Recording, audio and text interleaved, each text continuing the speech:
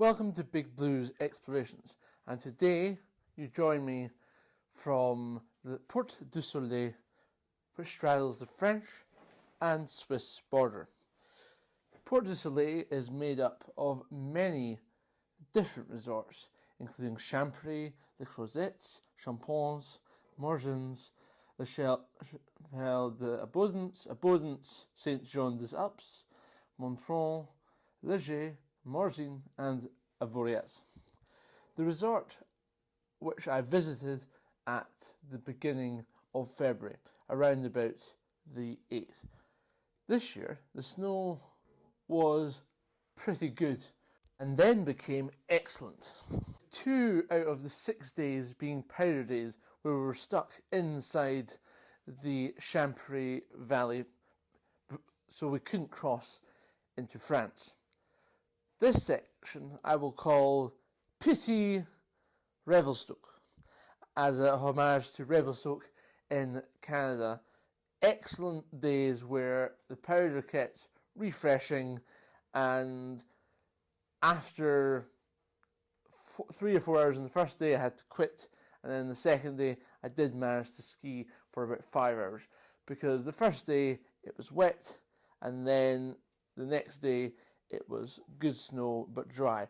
We'll get back to that in a following video of the 6th series report from the Porte du Soleil. So, I arrived in the Porte du Soleil from Crans-Montana by taking the funicular down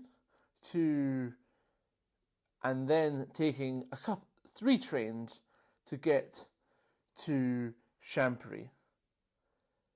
This took about 3 and a bit hours, arriving in Sierre, which sits at the bottom of Crans-Montana, then travelling through the valley of Valais, through Sion, then Martigny, and then on to my final destination of Champéry, where you access it through Montigny, and then you have to change to this Montigny-Vitel station in order to get to the resort.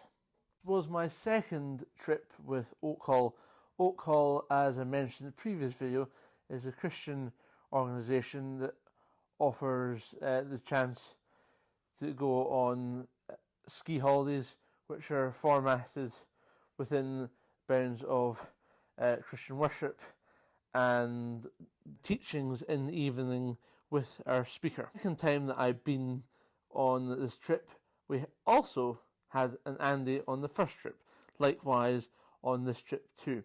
You deliver very thought-provoking and strong guidance on walking through the Apostles' Creed and a more deeper meaning of it rather than just saying it out loud. It was a very interesting subject, as I hadn't thought very deeply in the past about what the word meant and its origins.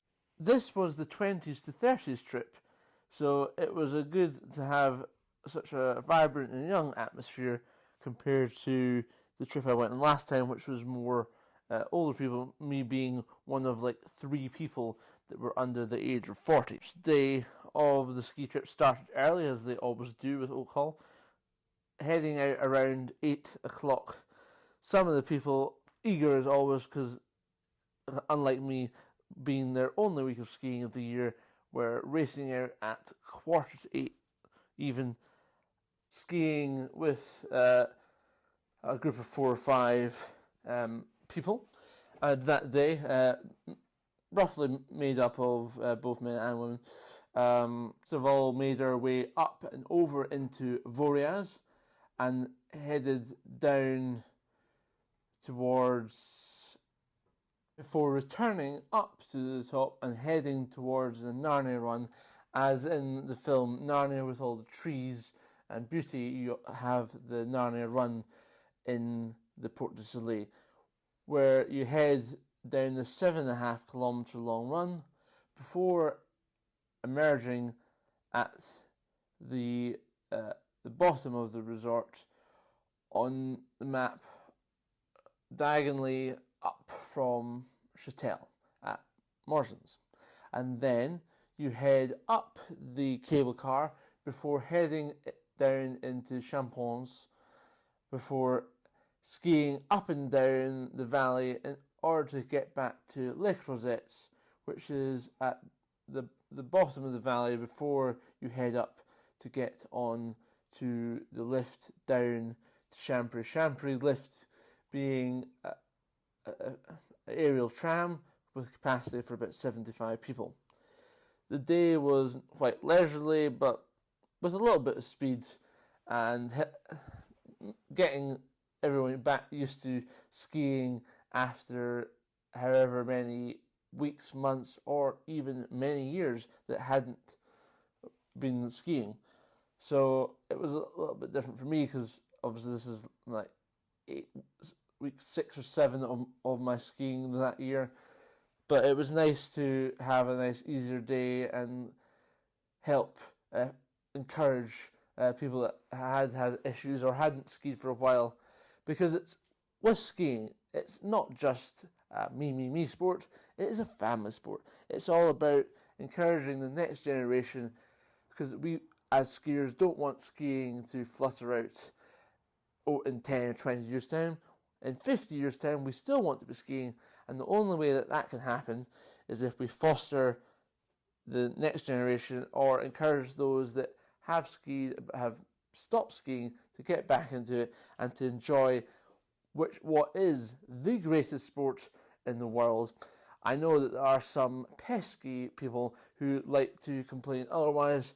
I did read a column recently where one of the ladies was complaining, I think it was the Guardian or something, dross about the skiing being this sort of elitist sport. I'm like, skiing is for everyone.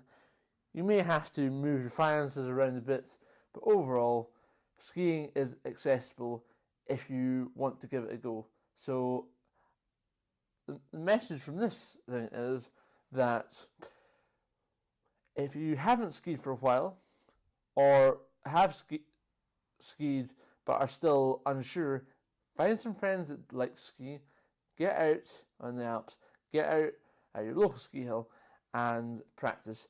And after 3 or 4 days of skiing, you will realise that the beauty of it and how wonderful it is to have the wind in your hair as you're racing down that slope after a few weeks. And unlike the journalist from that article, quit after 1 or 2 runs because they're lazy and obviously want to say how bad skiing is rather than enjoy the beauty of it, being outside in the fresh air all day, getting some great exercise and enjoying God's beauty. Thank you very much, ladies and gentlemen, for watching another Big Blues exploration.